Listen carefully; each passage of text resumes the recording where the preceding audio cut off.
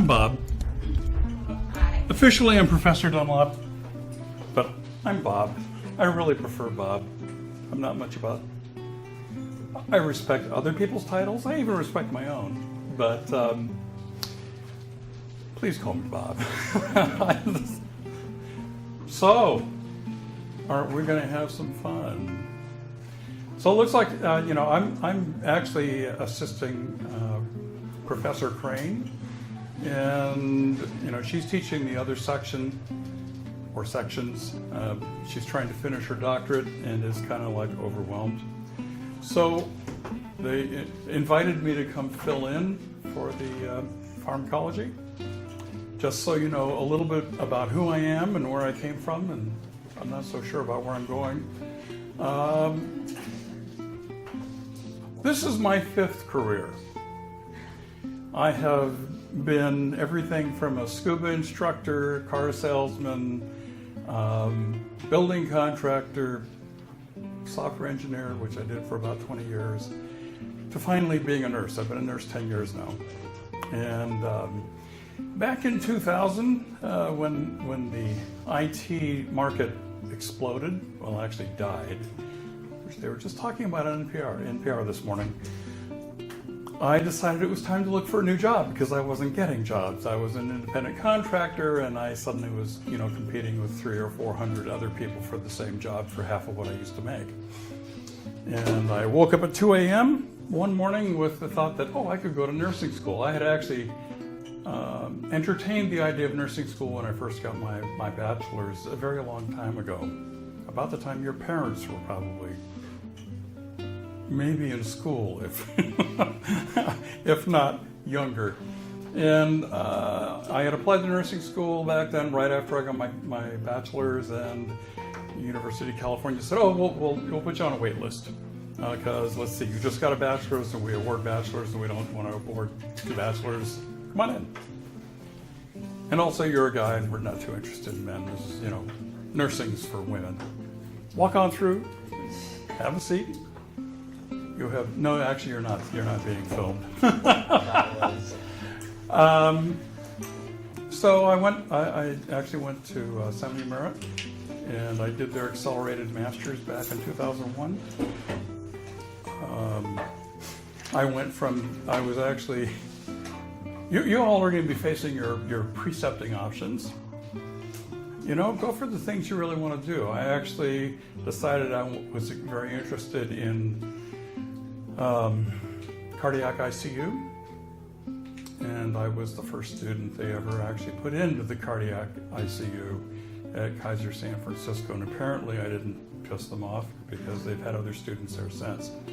But so I actually partnered up with a nurse who took fresh hearts, patients who came, the open heart surgery patients don't go to the PACU, they go straight to the ICU. And she was one of those nurses that received patients straight from the ICU, fresh from the OR. So I've had a lot of experience. One of the things I learned was I didn't actually want to be in the CV ICU. I preferred the medical ICU, which had more variety. I actually didn't want to work with heart patients day in and day out. But working with fresh hearts was a very interesting experience. They exhibit all kinds of interesting behaviors which are relevant to some of the stuff we're going to be talking about.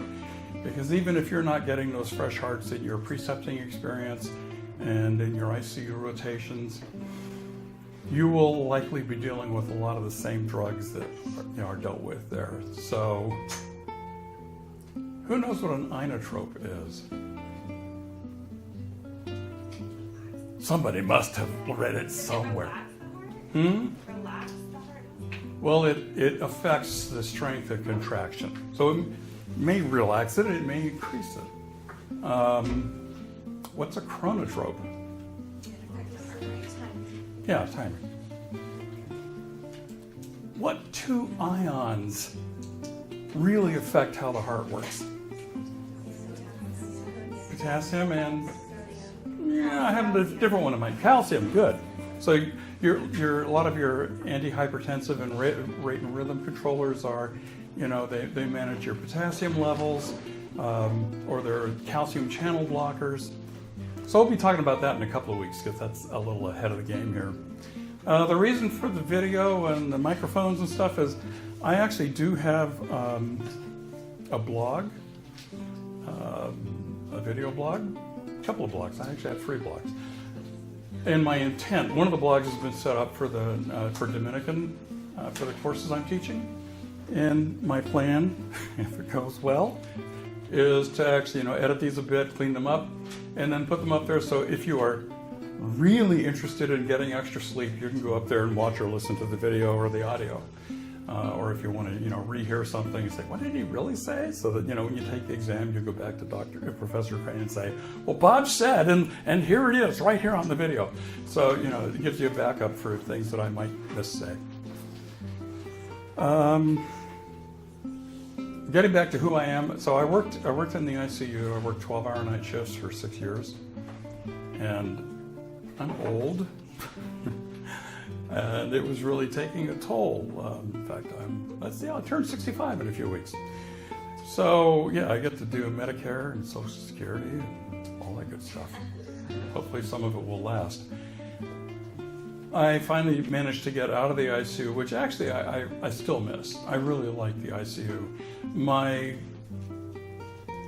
style, the thing that drives me in nursing is pathophysiology. I think if you have a deep and clear understanding of patho, you can make all the good nursing diagnoses and then just, understand what's going on with your patient and whether you like what's going on with your patient or not, and what kinds of actions you should take in that regard. So after leaving the ICU, I actually worked my entire career outside of Dominican basically was at Kaiser. I worked at Kaiser San Francisco, and one of the challenges is I actually lived in St. Helena, so that was a 150-mile-a-day round trip, which was getting old. And I worked for 3 years at Kaiser's outpatient IV pharmacy. Are any of you familiar with what an outpatient IV pharmacy does, or what they do, or what they're about? So most hospitals or systems have OPIVs, outpatient IV pharmacies. These are the people who manage patients who are going to go home on long-term IV therapy. They're not sick enough to be in the hospital. I mean, what's it cost to be in the ICU for a day before we do anything? What's just a bed in the ICU cost on a daily basis? Anybody? This is healthcare economics. Want to make a guess? 20,000. 20? Probably close to that. I think it's between 15 and 18,000 a day, just to walk in the room. I mean, to have a bed, and that's before you are getting any drugs, hooked up to any machines, any special procedures. If you overstay your welcome at a Kaiser facility, say you're a Medicare patient and you decide you don't want to go home when they say it's time to be discharged because there's no medically sustainable reason for you to stay there, do you know what they charge you per day for that bed? $5,000, which is probably pretty close to their cost. Where was I going with that? Oh, so the outpatient IV pharmacy, if you have somebody who's just getting, ceftriaxone on a daily basis, but they're going to get it for the next, they've got an osteomyelitis, so you're going to get it for the next 6 weeks. Or if they're a hospice patient and somebody has the idea that they should go home on TPN, we'll talk about that later because I have really strong feelings about that. They don't do that in the hospital because nobody wants to spend between $5,000 and $15,000 a day for somebody to get 2 doses of ceftriaxone. It's way too expensive. So they send them home, usually with a pick, for them to self-administer their drugs.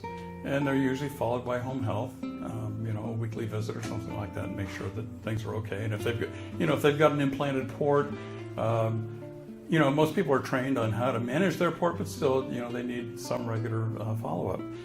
So the OPIV I worked in, we managed patients from 16 Northern California hospitals, and we had about 2,000 patients on it at any one time. So I was a phone nurse, basically. I spent the day on the phone talking to discharge planners, talking to patients, making sure everybody was properly trained, ready to go home, felt safe. And the 150-mile-a-day, 5-day-a-week commute was kind of catching up, especially since it was on a 101 and I was coming home at 5 o'clock in the evening going north. And some of you may have run into that out here. It's a lot of fun. So I transferred to Kaiser Vallejo as a discharge planner. Met a manager who I thought I would really work well with until I started working well. Well, not well. I made it 3 months and I quit, which I never thought I would do. I never thought I'd quit Kaiser because, there's a lot of benefits to being a Kaiser nurse. So when I quit, it was like, oh, by the way, hon, I don't know how to pay the mortgage. Maybe I should find another job. So this time last year, I was actually working for Samuel Merritt, Pacific Union College, and Dominican. And I was managing 5 clinical rotations, ranging from Carmichael, Sacramento, to North Bay and Vallejo, Kaiser Vallejo. The challenge there, of course, I had students who were seniors and just like you, getting ready to launch, and I had other students who had never seen a hospital before. So my challenge was to walk in on any one day and remember who could do what and who was going to kill my patients, or might. Actually, that's the way I did my practice. What's going to kill my patient today? That getting back to that thing about pathophysiology. What's going on with them? Do I like it? What's going wrong? Why are they here? So I actually did, I took a look at their history and physical. I knew the notes. I knew the drugs they were on and what the drugs were supposed to be doing and why. And that's kind of, I think, the purpose of this class, is to know what the drugs are doing and why, and what do you need to be looking out for. One of the CRNAs I used to work with told me, her approach to drug administration, which I adopted, which was, what is the worst thing that can happen when I give this drug? And what am I going to do if it does? Now, a lot of, oral medications, those worst things can take minutes to hours to develop. We're going to be talking about a lot of IV medications that can kill somebody in a few minutes, if not faster. So, as my ACLS instructor guys used to say, when you're dealing with dead people, so when you have somebody, when you're in a code, they're not alive. I mean, you're reviving. Well, hopefully, you're reviving them. What's the survival rate in the hospital for observed codes? 30-day survival rate. How many of them actually leave the hospital? It's actually 20%. Based on what you see on television, how many people survive? Maybe 98, yeah. So the general public has a view about what goes on in a code that's really different from the reality. Have any of you had the opportunity to participate in a code yet? Cool. What was it like? It went by really, really fast. Huh? Really fast. It went by fast. So for you, time was sort of accelerated. Did you? Well, actually, it went by fast. But in the moment, did you feel like, oh, this is happening and that's happening, and I know what's going on? Or did you do compressions? Did you participate? Exciting. Patient survive? Yeah. Oh, cool. And then he told me not to do it again. Did they shock him? No. So just compressions. Yeah, I did compressions on an 89-year-old woman, and I broke most of her ribs. And that was doing proper compression, so I, cracked them. And, so later they're like, oh my God, my chest hurts. It's like, yeah, you chose to go down that path. Again, I have a lot of feelings about, opinions about, particularly with, family, with patients that can't make decisions for themselves, and family members that are making, they keep them alive as long as possible, and whether or not we're actually torturing their family member. Well, I should move on, because this class only runs for until what? Do we go to 9 or 8:50? So I got not even 35 minutes. So we should better start good. I do know English. Occasionally I even use it. So I'm in fact not Leslie Crane. I'm Bob Dunlop. I will send you all a little email with all my contact information. Of course, you can reach me at robert.dunlop@dominican.edu. I'm actually pretty good about email. I prefer it over the phone. I will publish my cell phone. Please text me. Mainly I say that because when I'm at home I have horrible reception. I will pick up text messages. If you actually try calling that number, I may or may not be able to answer. And knowing me, it may or may not even be on. So, what are your expectations for this class? Anybody have thoughts about what you want to get out of it? Sure. Oh, tell me your name.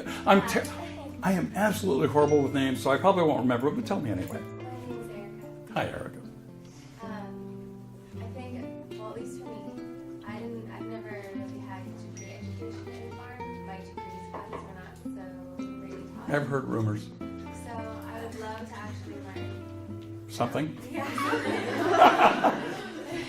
Me too. Have you ever given a drug you didn't really know what it did or what might go wrong? No, because I was a stroke before. Okay, then. So you've been educating yourself, but you feel like you could use a little more from, like, the guy standing up front. Okay. There was another hand or two back there. Yeah. I was going to say something. I would like to learn something. So that sets a pretty low bar for me. Okay, let's go through this before I forget. Those are her office hours, and you know, I am certainly available here. I'm on campus on Wednesdays and occasionally on Fridays, depending on when we have faculty meetings, which are monthly. During the day, I have, I start out here. I immediately teach. I'm teaching the Med-Surg 2, the junior ones. So I've got those two sections as well. So I'm basically free at lunch and after 4 o'clock. So if you do, you want to drop in and talk to me, if you want to, call me or whatever, that's a good time. Fridays, it depends on whether or not there's faculty meetings and what else is going on in my life as to whether or not I'm on campus. Thursdays, I have my Med-Surg clinical for my Med-Surg 2s, junior 2s, and Saturdays I have the clinical for North Bay. So I keep kind of busy, and Monday and Tuesday are sort of my weekend, but depends. So here's the grading per Professor Crane.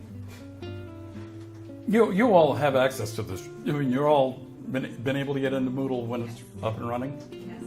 Like I said, I was a software engineer for like almost 20 years, and I don't do well when things are broken and they're not getting fixed. Any of you try getting in on Sunday? No. Saturday night? Monday morning? It was down from Saturday night through Monday until about 8:30 in the morning, which wasn't good. So, the Kaplan Integrated Review is probably something that you haven't seen before in your program because we're implementing it at this time. We did it Well, you've probably done the focused reviews, not the integrated review. Integrated review is a little different. It's actually a proctored exam. It's not, I can go home and do it and I'm done. It's a standardized exam, and the requirement, if you by our new policy, you must remediate the questions or the topics that you missed. Actually, it won't give you the questions. It'll tell you what topics were covered. If you do better than 60%, you only have to remediate or, go back and review the topics that you were unclear on. If you do under that, you have to do everything. I haven't looked at the Pharm Integrated Review yet. I know that for Med-Surg, it's about 75 topics. It's about a semester's worth of data. And I need, or maybe we need, to double check with Professor Crane about what format the remediation will take. So I'm not going to put words in her mouth because I honestly don't know. So 75% of your grade is based on exams and quizzes. You're going to do a presentation about To Err is Human. I actually used that article from the Institute of Medicine. It was published, I think, in 2000, 2001. So in terms of research, it's actually getting kind of oldish, but it's a seminal work, therefore it's referenced. I think there was actually a follow-up in 2004 that was something to the effect of Circle the Wagons. And have any of you looked at it yet? Do you know what it's about?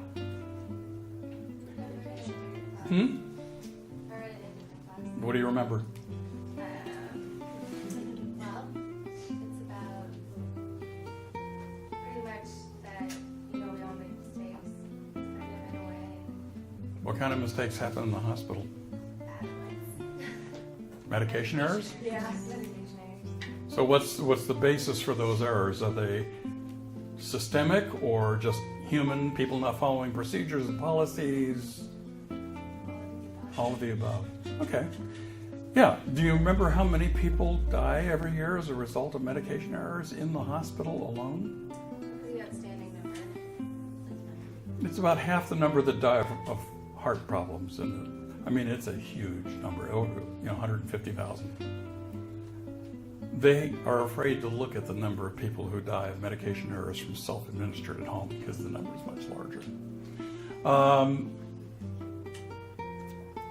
You're going to do a group presentation on root cause analysis. Do you know any of you? Can any of you define what RCA means or is?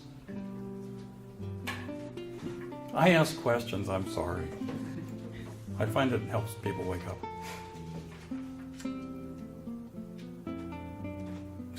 Nobody's going to guess. You're sitting up front. Tell me your name. Nevin. So tell me what you know about RCA, if anything. You don't know anything. It's not a record company anymore. That's what I was thinking. Okay. You guys are probably, let's see, you've probably read about the shuttle disaster, the Challenger. You probably weren't watching it, unless you were much older than I think you are. You watched. Well, yes, you have been around a little longer.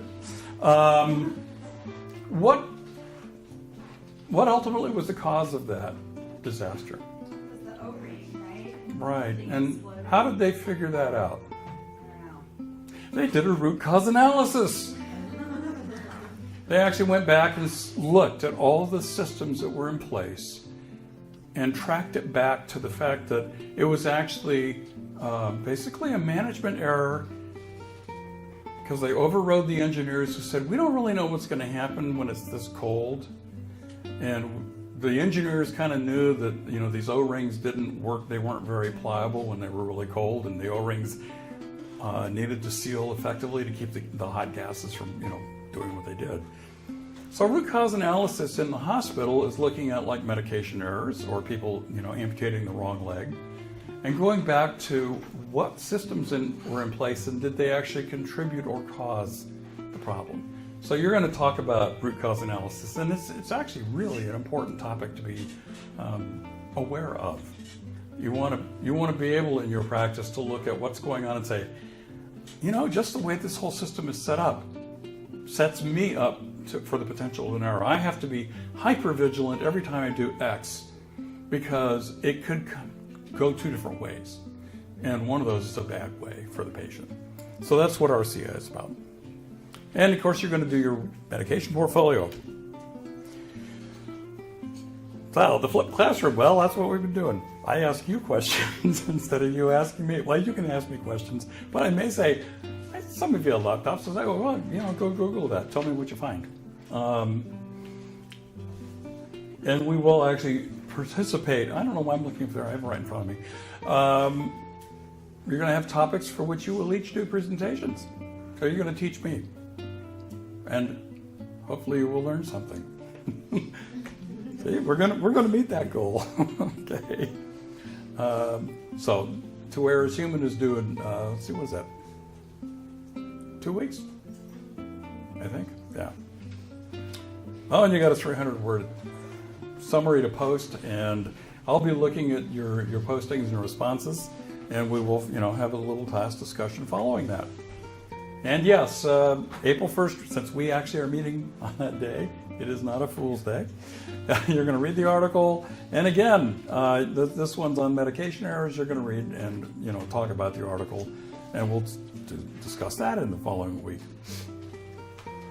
Root cause analysis. So we're going to find errors of significance, and each group is going to look through the elements that affected, what the steps are in the use of that medication administration to see what happened, what went wrong. Am I on time? Okay. Do you think electronic health records in the hospital can lead to medication errors? heard a yes. Who said? Be courageous. Tell me why.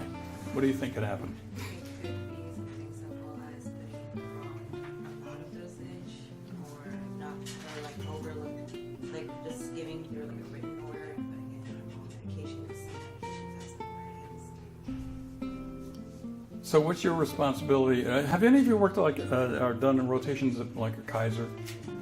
So everything is automated there. There's really no written orders at this point. Or forgetting.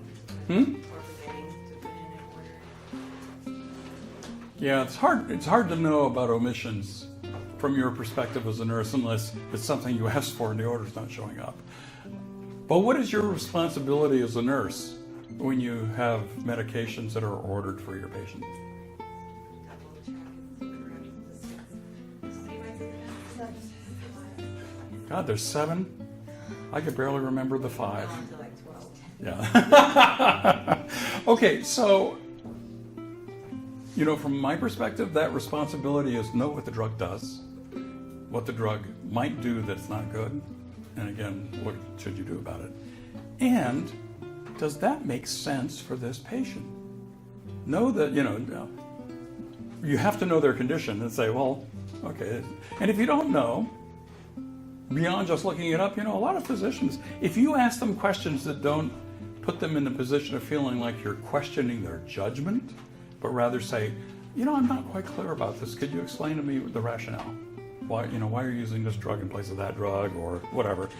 A lot of them will happily spend talking your ear off while you have other things to do, explaining to you why that drug works, how it works, and what they want it for. Some won't, but most will. So back around 2003, there was a physician working in her office, or his office. It's not gender specific. The nurse in the intensive care had a patient who was bucking the vent. Anybody know what that means? What does it mean to buck the vent? None of you have had the opportunity yet to take care of a ventilated patient? I have, but I've never even heard that. You never heard the term. No. Somebody who's bucking the vent is somebody who is fighting the ventilator. They're either struggling to breathe, particularly if they're conscious. They may. You're breathing through a straw. I would struggle on a ventilator. Okay. Am I hooked up? Yes, I am. I move a lot of air. I have a large lung capacity. I'm used to being able to move a lot of air. And suddenly with a vent, it's, the diameter has been cut in half. So I'm going to probably feel a little starved, and I'm going to be either trying to inhale or trying to exhale on a different rhythm than the ventilator. And this causes alarms and problems. It's hard on the patient because they're working extra hard. The work of breathing impacts their physiology, makes their heart work harder, and maybe they're unstable to the degree they can't even tolerate that. So what somebody may do in that instance is to paralyze them. What are the paralytic drugs? I don't know about paralytics, but I know that they gave my patient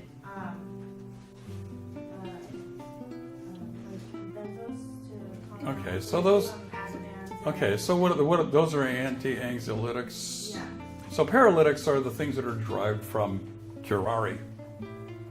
They shut down all voluntary movement. If you ever have a patient that's on that, and I have, you need to tape their eyes shut because they can't. No, propofol is a sedative. Curare actually think of Botox except generalized. You cannot move any muscle. The only muscles that work are the involuntary, so the heart. Yeah, the heart. Basically at that level. So if the patient is conscious and their eyes are open, they need to be sedated. They should be on propofol or something, so they're not aware because it is a terrifying experience. But that's actually not what happened in this case. So the nurse has got this patient. She calls up the doctor and says, Mr. Jones he's really bucking the vent, and we need something to manage it. So the doctor in the clinic has actually had 2 patients up at the same time on their screen. Now, what's our policy about health records and number of patients you have on the screen at any one time? School's policy? Oh, one. Just one. Yeah. Anyway, she had two, and you know it was a legitimate thing within their organization. She ordered pancuronium, which is based on curare. Might have been pecuronium, I don't know, but they're limited. They're similar drugs. And being an electronic health record and electronic orders, it went straight to the pharmacy. The resident pharmacist looked at the order and said, "Yep, okay, it's a higher alert med. It's okay, good, fine." And it was then picked up by the pharmacy tech after it was prepared, who delivered it to the floor. This was delivered to a floor that had med-surg patients and nobody on vents. It was then picked up by the nurse, who, since it was a high alert, hung the bag, called somebody else in, they countersigned, say it's a high alert drug, we're giving this, and that's okay.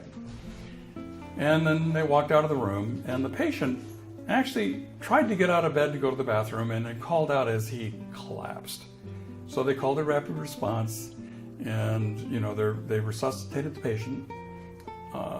The physician that was on the RRT, the rapid response team, asked the nurse, said, "Well, what do you think happened here?" And the nurse said, "Well, maybe it was that drug we just hung." They didn't know what the drug did that they signed off on, and had the patient not called out, he would have been dead in minutes because he couldn't breathe. He couldn't voluntarily move his muscles. So the root cause analysis went back to the fact that it went through 5 pairs of eyes. I mean, it was a doctor on the wrong patient going to the wrong floor, being reviewed by the resident who didn't catch it was going to a floor where there were non-ventilated patients, being picked up by a tech who took it to a med-surg floor, being then handed off to the 2 nurses who signed off on this drug. Don't do that. Don't be that nurse. Anyway, where am I here? What have I got? 15 minutes. So your portfolio is going to have all the drugs that you've either administered or learned about.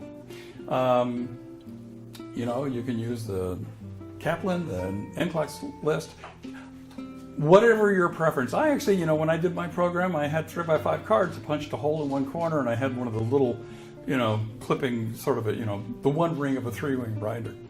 And I actually, I kept that in my scrubs, because I'm one of those that has scrubs like with a dozen pockets. You pay for pockets. Pockets are expensive, but I needed pockets. I needed lots of things. And the reason that this needs to be, handwritten and legible, the research says if you write it down, that involves the eyes, hopefully the brain, and the hand. And the odds of you remembering that go up dramatically. The integrated review. Now, I'm assuming at this point you guys have had some exposure to NCLEX style questions. We've done integrated Arthur tests too. Okay, so good. But they weren't worth 10. They weren't worth 10% of the course, right? 5. Yeah. So this raises the stakes a bit. How would you describe to somebody who has never taken an NCLEX style exam, what do you consider the thing that makes them so different from other exams you've taken in your educational history? They are hard, but what makes them so hard? There could be more than one right answer. There's more than one right answer. In fact, out of 4, there may be 3 right answers, and you have to figure out which is the most right. It's a challenge. Now there are, Kaplan and stuff. They actually have good programs. I found their program of use in being able to just, read the question and evaluate. Is it a question about administration? Is it a question about safety, about delegation? And, they have a whole hierarchy there that you can go through that sort of says, oh, well, I can at least get down to the final 2. And then, hopefully, the data, if you know the answer, it's fine. But it's an effective technique for making sure that, my classic error on exams is to read 90% of the sentence.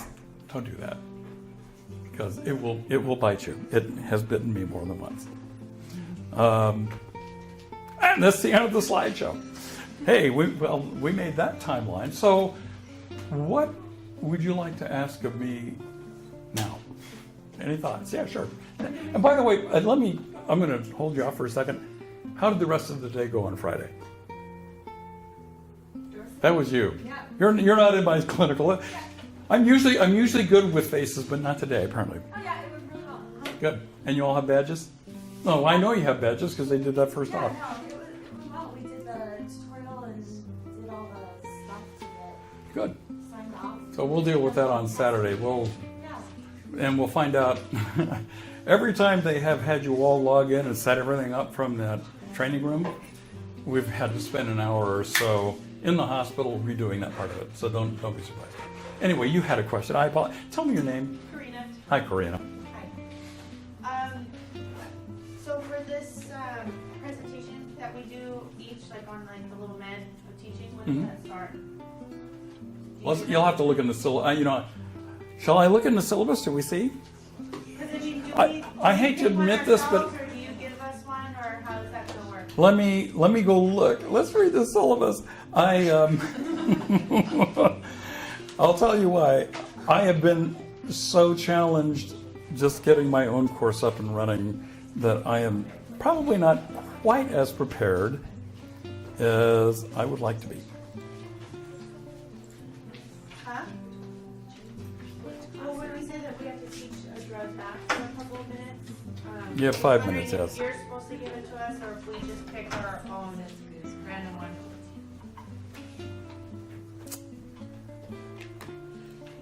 Well, since I'm having a moment here, It's just open link, yeah. I usually download stuff before I open it, and of course, that causes problems.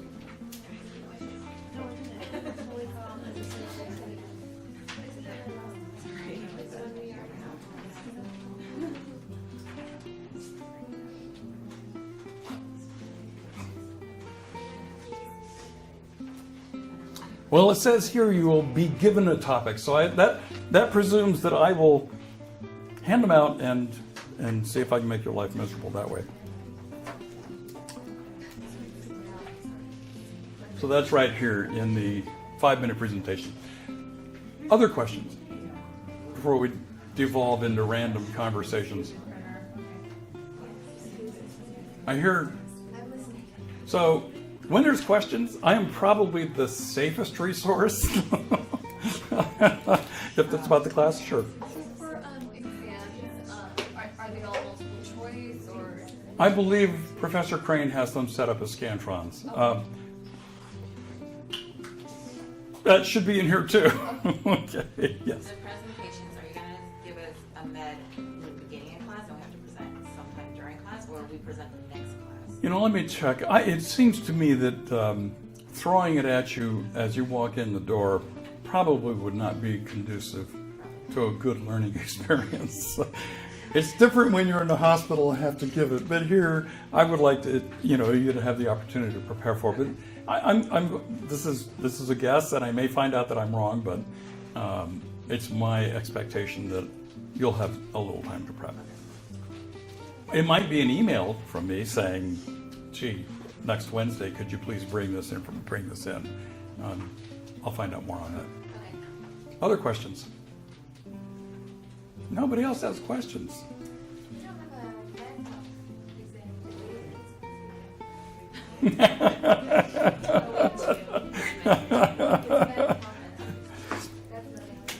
I think that was in here in the exams, yes, somewhere. There's a medication calculation.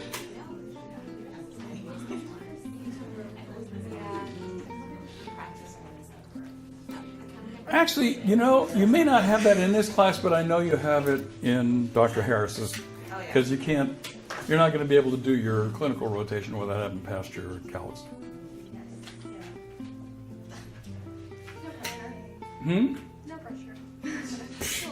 Now, what is it about nurses? I don't get this. We don't do anything other than add, subtract, multiply, and divide. It's not even algebra. It's simple math. What have we done to make everybody so terrified? It's the fact that you guys drill it in our heads that one simple mistake can literally kill your patient. Well, yeah, but how does that...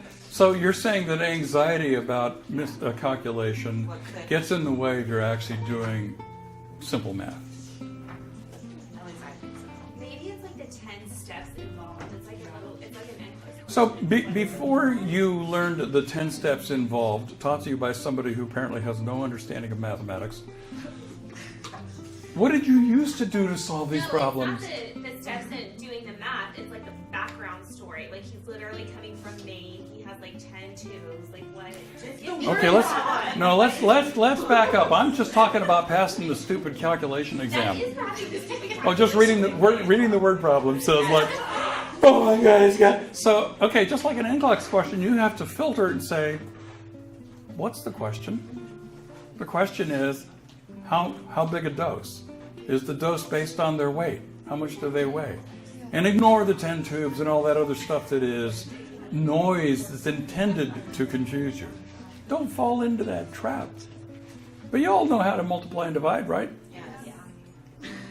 Especially with the calculator. Okay, I will warn you about calculators.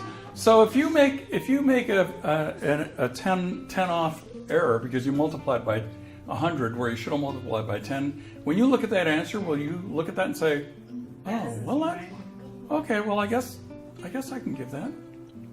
What's your answer to that? I always do my Yes, 3 times.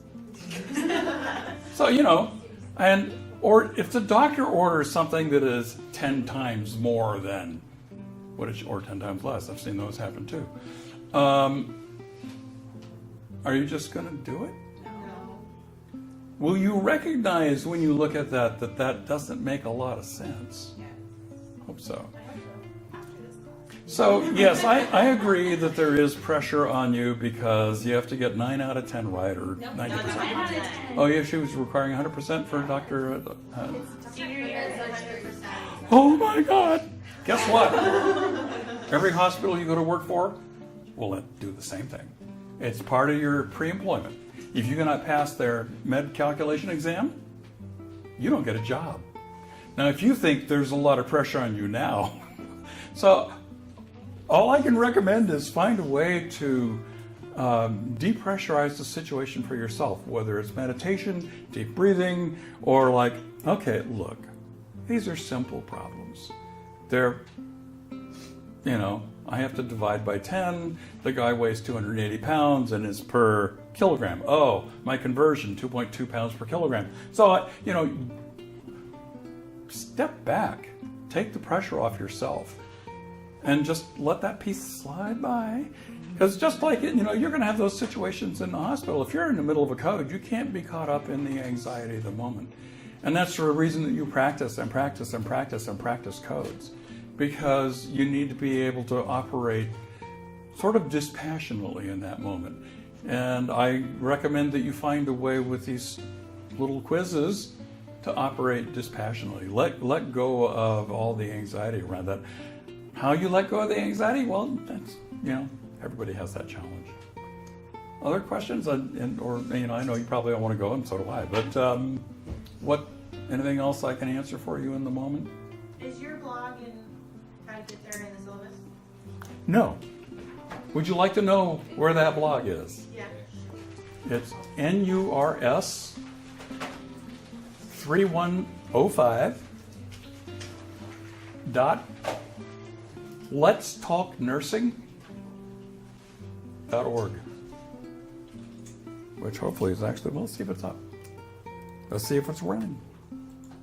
Hopefully this server hasn't died.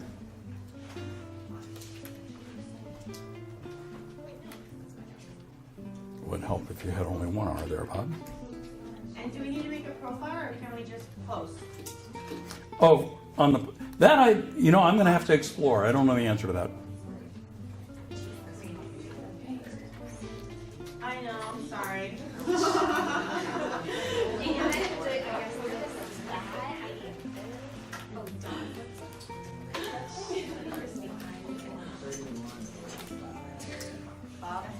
Are we posting on the Moodle page for assignments? You'll be posting, your postings will be on Moodle. What I'll be putting up here will be videos, the audio files.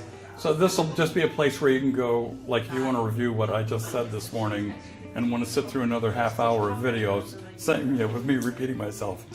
So that's like, let's see, what have I got up here? I've got one of Dr. Fink's videos I was experimenting with. That looks familiar. And so this actually was originally set up for my my 3105 class, but I figured I could use this even if you don't mind going to something about 3105. Oh, thank you. That's not mine. My pictures are nicer. Actually, the background is one of my pictures. But anyway. Anything else? Well, I think we're, unless you really want to hang out and talk more, which is fine, I think we're kind of done. Thank you. You know, my goal is that you learn something, and then maybe we have a laugh or two along the way about a serious subject. I try to be approachable. Well, I wanted to, this mic really hears me. So if people ask questions, we'll see. It's an experiment. I don't know if it's going to work or not. Thank you all so much. I might even show up with coffee one of these days. It's been known to happen. Do any of you drink coffee? Okay. I may bring in a little box of peach one of these days. We'll see how that goes. Pleasure to meet you all.